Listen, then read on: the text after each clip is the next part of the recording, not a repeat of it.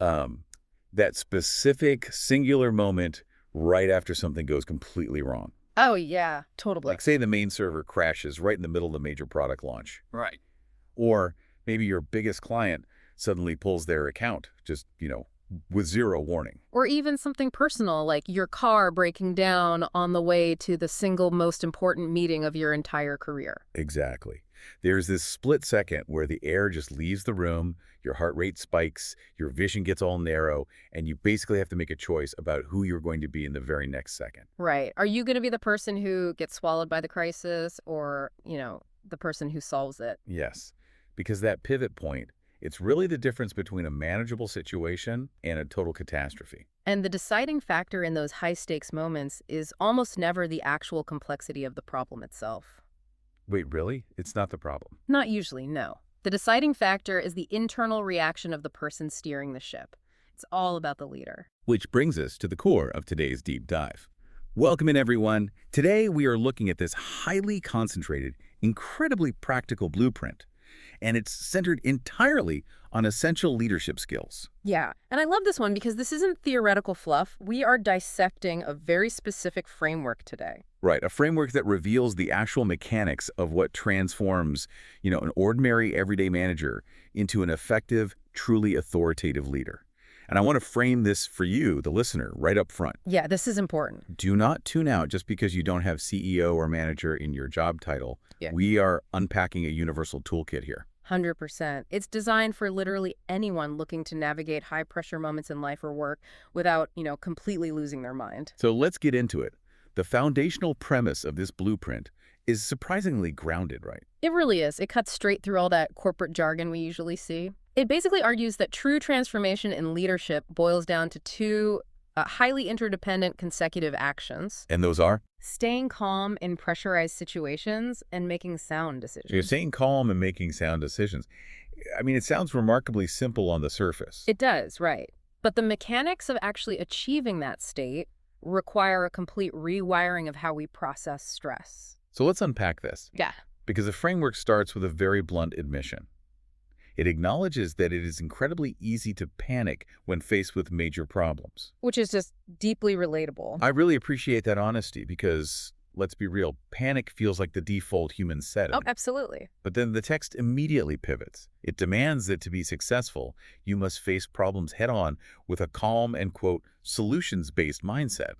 So calmness isn't just like a nice suggestion here. No, not at all. It's the absolute foundation. What's fascinating here is how the concepts of facing problems and maintaining a calm mindset are just inextricably linked. Right. The author isn't treating calmness as some pleasant personality trait or, a Zen aesthetic you project to your team so they like you. It's not just putting on a brave face. Exactly. It is treated as a functional biological prerequisite. You literally cannot access a solutions-based mindset if your nervous system is in a state of full-blown panic. Because of the biology involved, right? Right. When a crisis hits, the amygdala, which is the primal fear processing part of your brain, it just takes over. It totally hijacks the system. It does. And in doing that, it effectively shuts down the prefrontal cortex, which is the area responsible for logic, reason, and all that complex problem solving. I was thinking about this biological handoff, and the best way I can describe it is that panic is like thick, loud static on a radio dial. Oh, I like that analogy. Yeah, like if you are blasting static, if your brain is just flooded with cortisol and adrenaline, you absolutely cannot hear the music. Right. And the music, in this case, is the sound decisions we just talked about. I mean, you can have a decade of technical experience, multiple degrees, an incredible team behind you. What if the static is too loud? Exactly. If the static is too loud, all of those cognitive skills are just locked away from you. They're utterly useless. That is the exact mechanism at play. The cognitive parts of your brain that solve complex problems, they require a quiet runway. They need the static cleared. Yes. The framework is basically demanding that you clear the static first before you even attempt to fix the damaged server or, draft that email to the angry client. Because if you try to act while the static is loud, you aren't actually solving the problem. You're just reacting to your own fear. Precisely. You're just flailing. But here is my pushback. If panic is our natural biological default setting, how do we actually flip that switch when a crisis hits? It's the million-dollar question. Right, because Telling someone who is actively panicking to just stay calm is practically a punchline at this point. It usually just amplifies the panic. Oh, totally. It makes them hyper aware that they are losing control. Right, you can't just willpower your way out of a biological response. You really can't. Which is why the solution presented in this article isn't about conjuring up willpower in the middle of a disaster. So what is the remedy?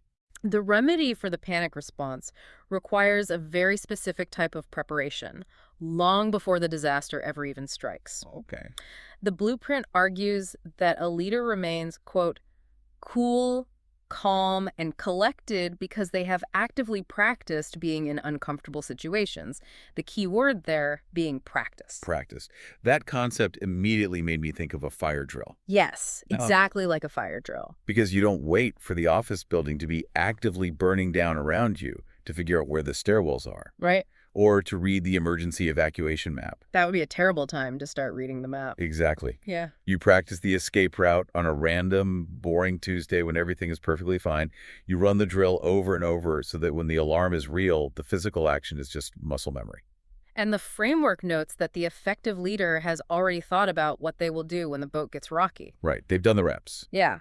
If we connect this to the bigger picture, viewing leadership through the lens of practice completely reorients how we approach our daily lives. How so? Well, coming at the other end of a crisis on top of your game requires intentionally exposing yourself to microstressors.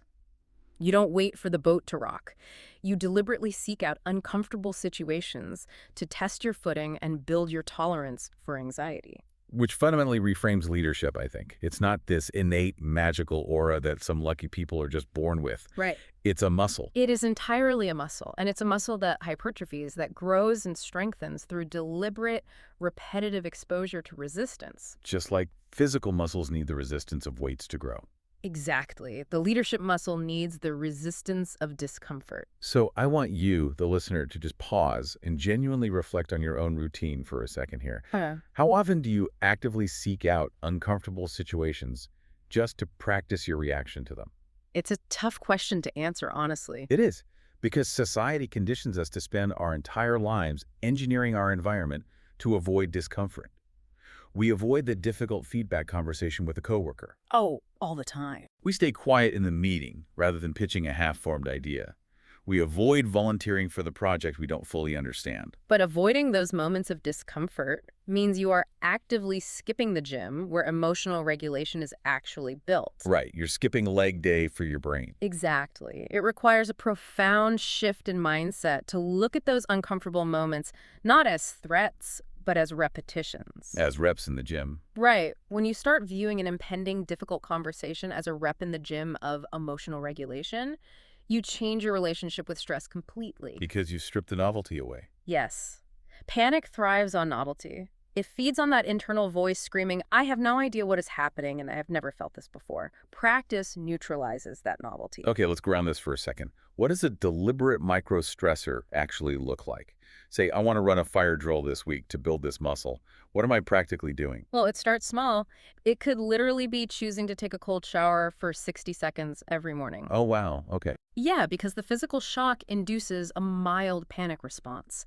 Your breathing hitches, your heart rate jumps up. And what's the goal there?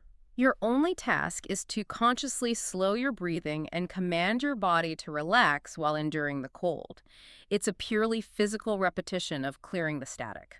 That makes total sense. What about professionally? Professionally, it might mean catching yourself before you immediately reply defensively to a highly critical email. Oh, that's a hard one. The instinct to just fire back is so strong. Exactly. The fire drill there is forcing yourself to close the laptop, walk away for 10 minutes, process that defensive emotion, and only then sit down to write a purely objective response. So you are basically manufacturing manageable stress to prove to your own brain that you can survive it. Yes. You are teaching your nervous system that an elevated heart rate does not equal death. And that proves invaluable when the real crisis finally hits. Because you have trained your brain to recognize the physical symptoms of stress without immediately assigning a catastrophic narrative to them. Okay, so let's say we have put in the time. We have done the reps in the discomfort gym. The boat starts getting violently rocky. But because we have practiced, we recognize the static, and we know how to quiet it. Right, you've established the prerequisite. We are calm, but standing there calmly while the boat actively sinks isn't leadership either, right? No, definitely not. Calmness just buys you the bandwidth to act. Now you actually have to deploy the cognitive toolkit. And here's where it gets really interesting in the text.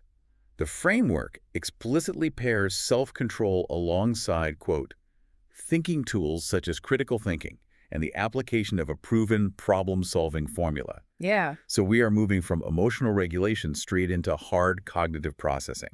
They are presented as a non-negotiable package deal. Right. They represent a strict two-step operational sequence. We just spent all that time on step one, which is clearing the static. Right. Self-control manages the emotional flood, and the moment that flood recedes, the prefrontal cortex comes back online, clearing the runway for step two. But the critical insight here is how that cognitive energy is actually directed. It is not directed into frantic brainstorming. It is directed into a proven problem-solving formula. The emphasis on a proven formula feels crucial there. It really is. Because effective leaders do not just wing it when the pressure is on. They don't rely on gut instinct, and they certainly don't wait around for some spontaneous flash of brilliance to save the day. No, they fall back on established, rational frameworks that they already know work. Because cognitive load during a crisis is strictly finite. Meaning, you only have so much brain power to go around. Exactly. Your brain only has so much processing power available when adrenaline is pumping through your system. If you try to invent a brand new methodology for solving a problem while the problem is actively destroying your business, You're just going to crash. you will completely crash your mental hard drive.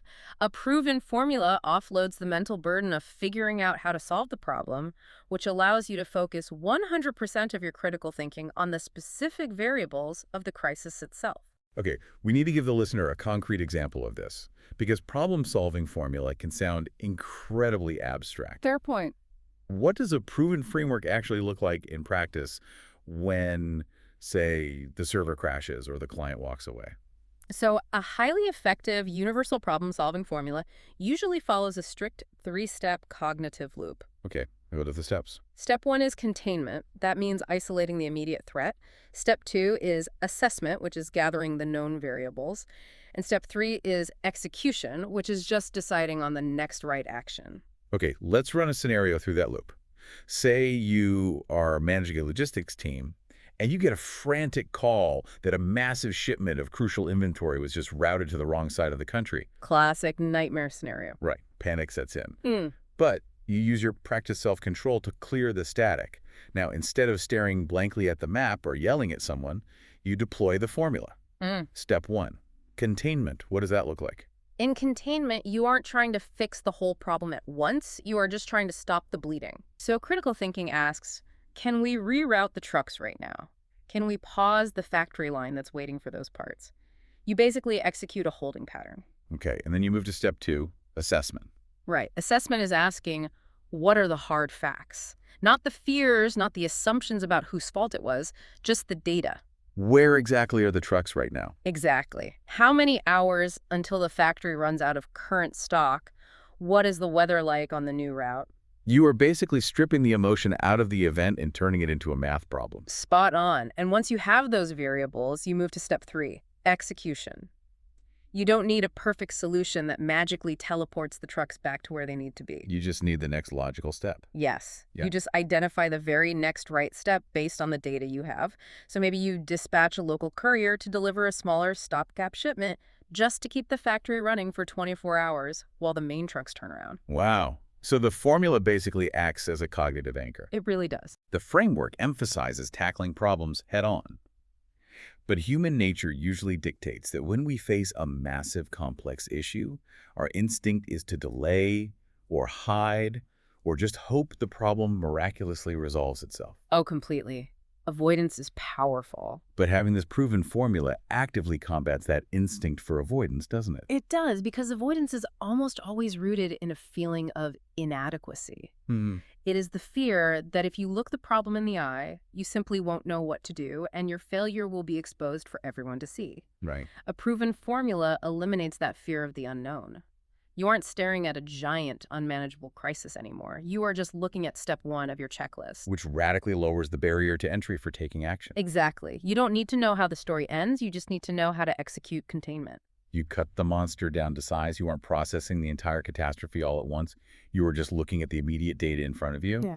And the successful application of this toolkit, managing your emotions and aggressively applying a critical thinking formula, it generates a highly specific byproduct. Which brings us to the final stage of the leadership evolution mapped out in this blueprint. Right. So let's unpack that final equation. This raises such an important question, and honestly, it's arguably the most profound takeaway from the entire framework. Oh, I agree. The progression shows that mastering calm under pressure, applying problem solving, and utilizing critical thinking, all of that generates the experience of pressurized situations. And that experience leads directly to confidence. Right. So we really have to ask, where does true confidence actually come from? It's so interesting because society constantly pushes this narrative of, well, fake it till you make it. Yes. We talk about confidence as if it's a starting ingredient. We tell people, if you just act confident, you will succeed. We treat it like a posture you can just adopt by standing up straighter and speaking louder. The blueprint completely dismantles that idea. According to this structure, confidence is absolutely not a starting ingredient. It's the end result. Exactly. It is the final output of a very grueling equation. You cannot fake the kind of confidence required to lead through a real crisis. It is earned entirely through the friction of experience. It's the reward at the end of the gauntlet. Right. You are confident because you have empirical, undeniable proof, your own track record, that you can survive the rocky boat.